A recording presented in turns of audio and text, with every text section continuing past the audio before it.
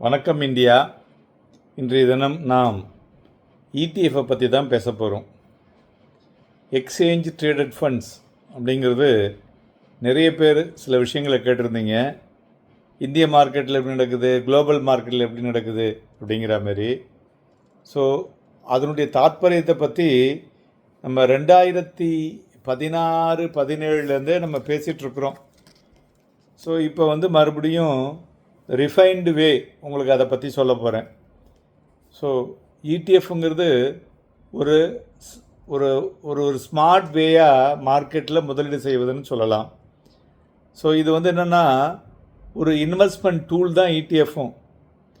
So ஒரு multiple traded அசட்ஸை R செக்யூரிட்டியை தனித்தனியாக வாங்காமல் ஒரு பூலாக இருக்கிறதுல போய் எடுக்கிறது. அதுமாரி இடிஎஃப்னாக்க இன்வெஸ்ட் லைக் ஏ மியூச்சுவல் ஃபண்ட், ட்ரேடு லைக் ஏ ஷேர், அதுதான் இடிஎஃப். ஸோ இந்த இடிஎஃப் எப்படின்னு பார்த்தீங்கன்னாக்க ஒரு டைவர்ஸ்ஃபைடாக இருக்கும். Low cost funding, then liquidity, easy accessible and simplicity. Tracking error is less. இது எல்லாமே செபி பார்த்துக்குது. ஓகே. ஸோ இந்த இடிஎஃப்பில் என்னெல்லாம் சார் கேட்டகரி இருக்குது அப்படின்னு பார்த்தீங்கன்னா, இடிஎஃப்பில் வி ஹாவ் டெட் கேட்டகரி, கடன் பத்திரங்கள் உள்ள கேட்டகரிஸில் இருக்குது. 1 மாதம், 3 மாதம், 6 மாதம் அப்படி. Then sector and thematic. Then smart பீட்டாங்கன்னா என்னென்னு பார்ப்போம் பின்னாடி. Then broad based ETF, then commodity based ETF, then international ETF.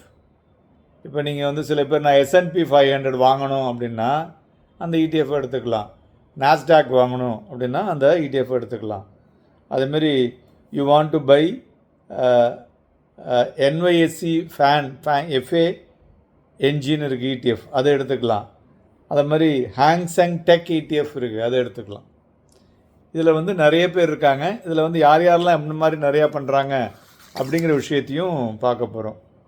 இந்த இடிஎஃப் ஜேர்னியில் குளோபல் இடிஎஃப் பார்த்தோன்னா ஒரு 21.2 ட்ரில்லியனாக ஆஸ் ஆன் February 2026 இருக்குங்க. ஸோ இது ஒரு ஒரு record volume and record growth அப்படிங்கிறத பார்க்க முடிகிறது. அதுபோல் இந்திய மார்க்கெட்டை பொறுத்தவரை பார்த்தோன்னா நம்மளுடைய இடிஎஃப்னுடைய ஏஇஎம் பார்த்தோன்னா 15 லட்சம் கோடி ரூபாயாக இருக்கிறது. அதில் 1.63 lakh crore தான் 2020 இருந்தது. அதன் பிறகு தான் இதில் ஒரு பெரிய ஏற்றத்தை நாம் பார்க்க முடிஞ்சது. So growth in passive AUM, அதுவும் இந்தியாவில் இடிஎஃப் சக்கப்போடு போட்டுட்ருக்கு. அதுமாரி இந்த பாசிவ் இன்வெஸ்டிங் அதில் டோட்டல் நம்பர் ஆஃப் ஃபோலியோஸ் பார்த்தீங்கன்னு வச்சுங்களேன், இதுவரையிலையும் 5 கோடி மக்கள் ஃபோலியோ இருக்குது 2026. ஸோ மெயினாக என்ன, low cost, rule based investing, transparency and regulatory enablers, இதெல்லாம் மோஸ்ட் இம்பார்ட்டண்ட்லி ஒரு பாசிவ் இண்டஸ்ட்ரி பார்த்திங்கனாக்க ஒரு ஸ்ட்ராங் ஃபுட் ஹோல்டு, ஒரு 18% மார்க்கெட் ஷேர் ஆஃப் December 2025 இதெல்லாம் பார்க்கும் பொழுது மக்களுடைய தேவைக்கேற்றாற்போல் இருக்கிறது என்பதை இதன் மூலம் நம்ம எடுத்துக்கலாம். ஸோ எப்படி நம்ம இடிஎஃப்பை பண்ணுறது சார், வாங்கிறது விற்கிறது அப்படின்னா, இது எக்ஸ்சேஞ்சில் தான் ட்ரேட் ஆகுது. ஸோ எக்ஸ்சேஞ்சில் ட்ரேட் ஆகிறதுனால நீங்கள் you have to buy it through the exchange. வாங்கி விற்பது, விற்று வாங்குவது ரெண்டுமே பண்ணலாம். ஸோ இதில் எல்லா இடிஎஃப்க்குமே ஒரு மார்க்கெட் மேக்கர்னு இருப்பாங்க.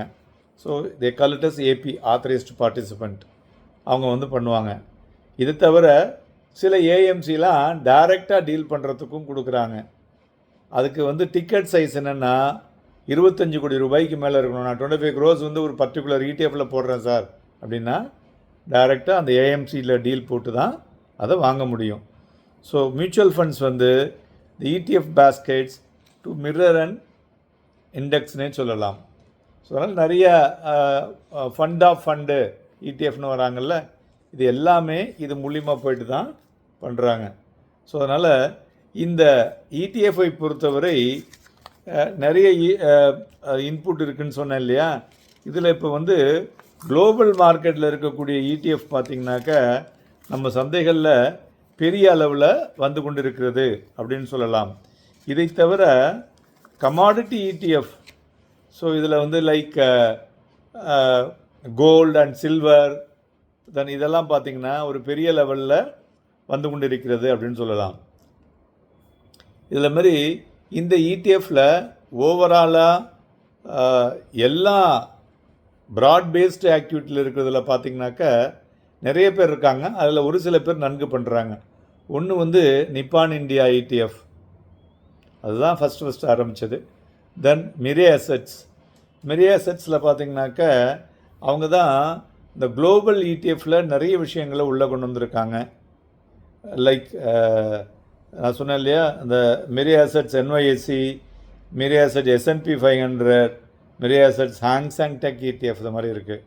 அதுபோல் மோத்திலால் ஓஸ்வால்லையும் நாஸ்டாக் அண்ட் S&P 500 இருக்குது. ஸோ எல்லாருமே பார்த்திங்கன்னா அதுக்கப்புறம் broadly they have spread over to all this input உள்ளே வந்திருக்காங்க. இது வந்து ஒரு broad based international market, commodity, debt, then thematic and smart பீட்டாவில் எல்லாமே வரும். லைக் நம்மளோட Nifty small cap, Nifty mid and small, Nifty 200 alpha, BSE 200 liquid weight. So இதுமாரி multi factor passive fund of fund, இதுமாரி நிறைய ETF வந்து அது உள்ளுக்குள்ளே வரக்கூடும். ஸோ அதனால் இந்த இண்டஸ்ட்ரி ஃப்ளோவும் அதிகமாக இருக்கிறதுனால ஸோ பீப்புள் வந்து நான் வந்து அதிகமாக ரிஸ்க் எடுக்க வேண்டாம் அப்படிங்கிறவங்க, நான் ரெகுலராக இன்வெஸ்ட் பண்ண விருப்பப்படுறேன் அப்படிங்கிறவங்க இந்த ETF ரூட்டை எடுத்துக்கொள்ளலாம். இதற்கு நிறைய இன்புட்ஸ் டூலும் இருக்குது. ஃபர்தராக உங்களுக்கு அதை பற்றி தேவைன்னா கான்டாக்ட் பண்ணுங்கள். we will advise you and we will educate you how to go about. Thank you.